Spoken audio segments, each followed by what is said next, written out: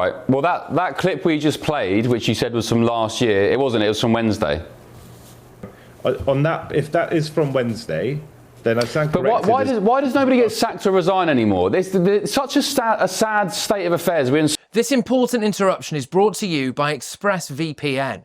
Protect your money and your identity. Click the link in the description or scan the QR code here to get ExpressVPN right now and save up to 73% on annual plans today.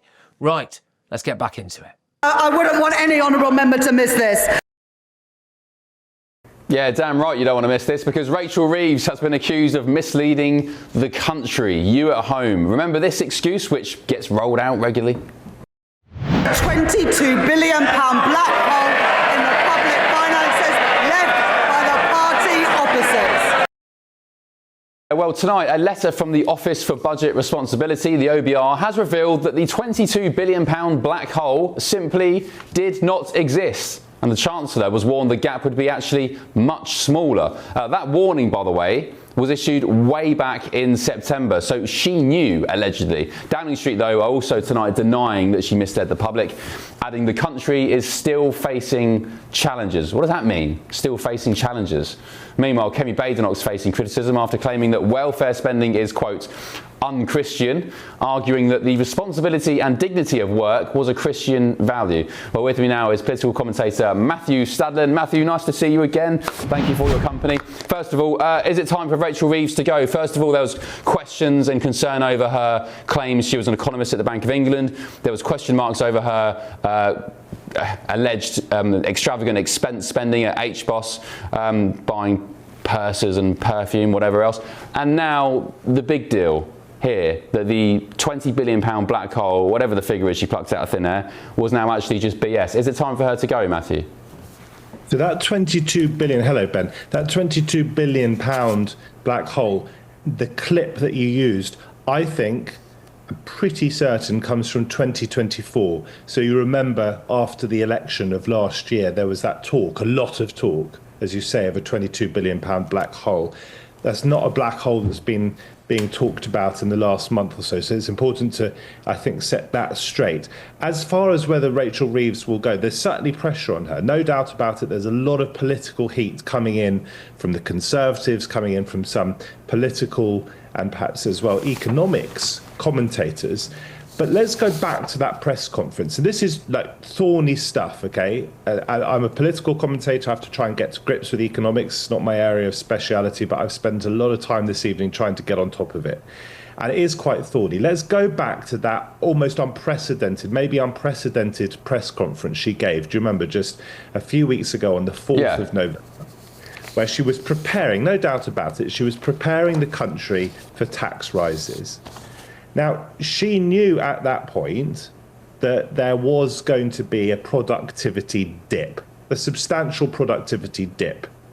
She also, it is true, knew by that point that that dip was compensated for by extra tax receipts in the shape of, because of inflation and because of pay rises.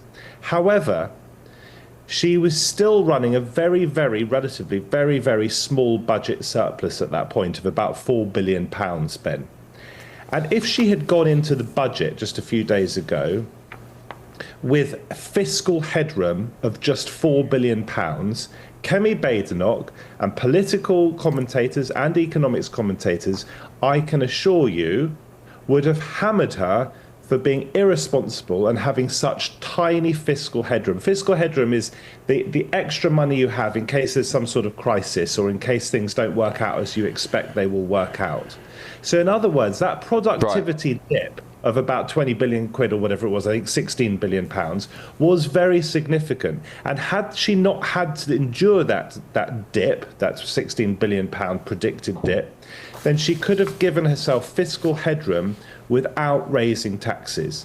Now, to be fair, Ben, it is also true that some of the tax rises have gone to public spending, but we don't know what was in her mind on November the 4th. So these accusations that she was lying, I think, are probably a bit of a stretch. All right. Well, that clip we just played, which you said was from last year, it wasn't. It was from Wednesday. Well, in that case, I stand corrected. So she has to go then, you think? No, hang on. On that, if that is from Wednesday, then I stand corrected. But why does nobody get sacked or resign anymore? It's such a sad state of affairs. We're in such managed decline that politicians commit the gravest of errors. They lie, they make things up, or they just make mistakes through incompetence. And nobody ever falls on their sword. We just mutter under our breath and say, oh, that's an outrage, isn't it? And we move on to the next scandal. It's a joke.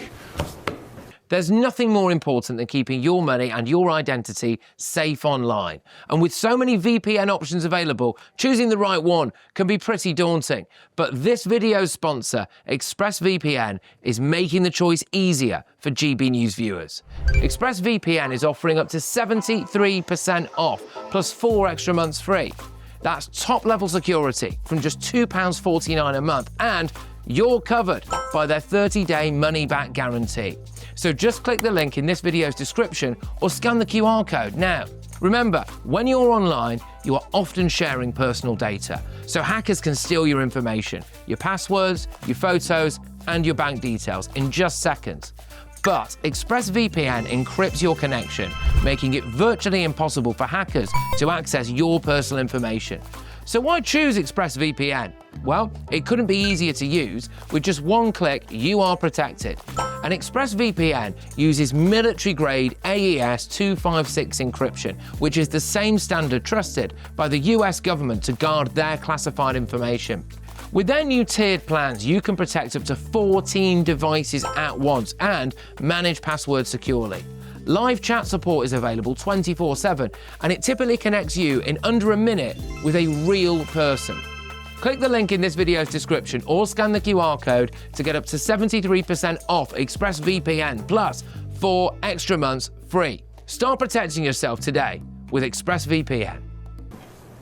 What I think is fair to do to criticise Rachel Reeves is to say that after last year's budget, which was a tax-raising budget, she said she wasn't going to be coming back for more, and she has come back for more. Now that is Porky. She's like Pinocchio. Hang on, that is seriously problematic. Okay, there's no doubt about it, and taxes have gone up. Okay. My point is that there absolutely was a forecast of a productivity dip, and the surplus she was running on the 4th of November was tiny, and if she'd got into the budget offering us fiscal headroom of just 4 billion quid, Ben, she would have been absolutely slated for doing that. So you can call for her to go. All right, Matthew, I'm going to be in Christo Foufas, who's down the line from... Go on. No, I was just going to, you could disagree with the budget. You could think she shouldn't have spent more money on welfare. She shouldn't have scrapped the 2-child benefit cap. I think she was right to do so. Those are all political choices, right? And you could completely disagree with that. What we're talking about here is whether she should resign for misleading the public. Well, she should. She should resign for being incompetent. I mean, beyond anything else, she's just completely incompetent. She ran the election campaign on growth. There's been no growth, absolutely none whatsoever. So you should resign just on that fact. Matthew, thanks for your company. Growth. Appreciate your contributions tonight. There has been growth.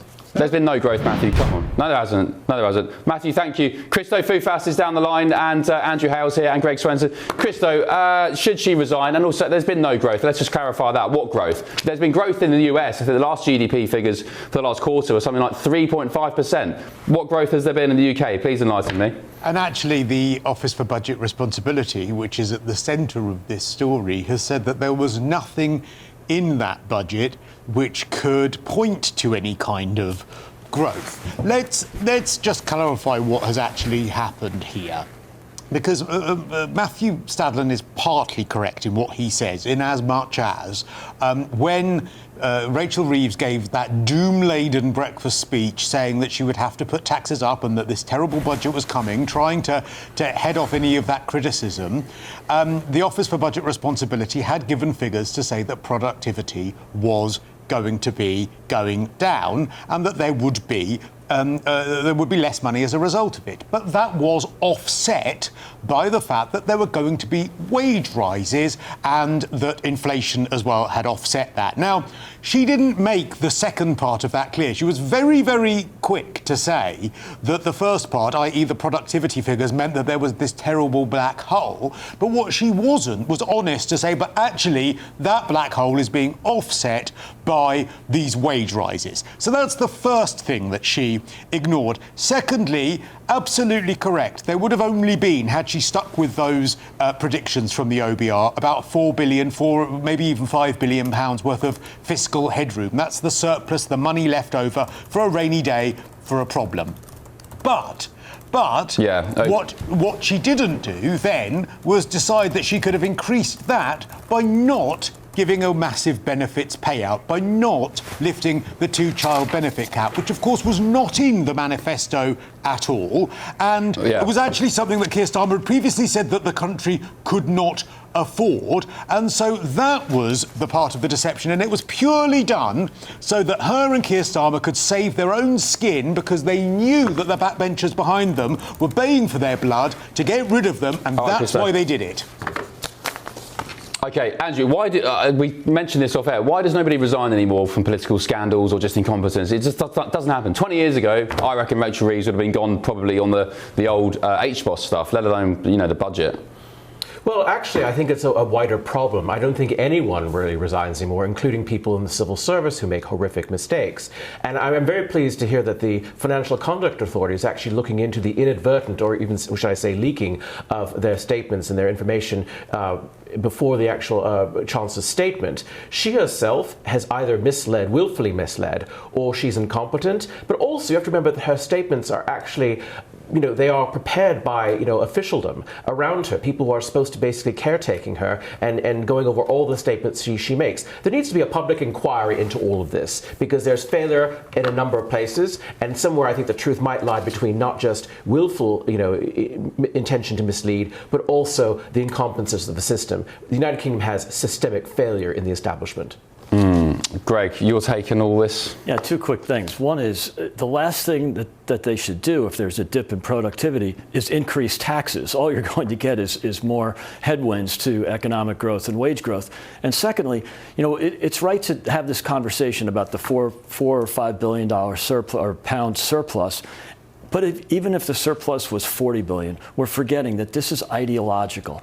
If they know that tax receipts are going to go up by lowering taxes, they still won't do it. It's tax the rich and then expand the welfare state. It's purely ideological. It's not the details. Yeah, all the headlines tomorrow morning in the papers. You'll find them when you go to the shop in the morning, you get your croissants and your orange juice and your milk, whatever. All the papers. Reeves on the brink of tax lies. Rachel Reeves under pressure. Even the left-wing papers, The Independent, suggesting she lied. She misled the public over fake fiscal black hole. And come on, by the way, The Sun, Chancellor of the Exchequer, great headline. Everybody knew, with an ounce of intuition and common sense, everybody knew back when she was banging on about a black hole left by the Tories that it was absolute BS. And it seems like we have the truth, finally.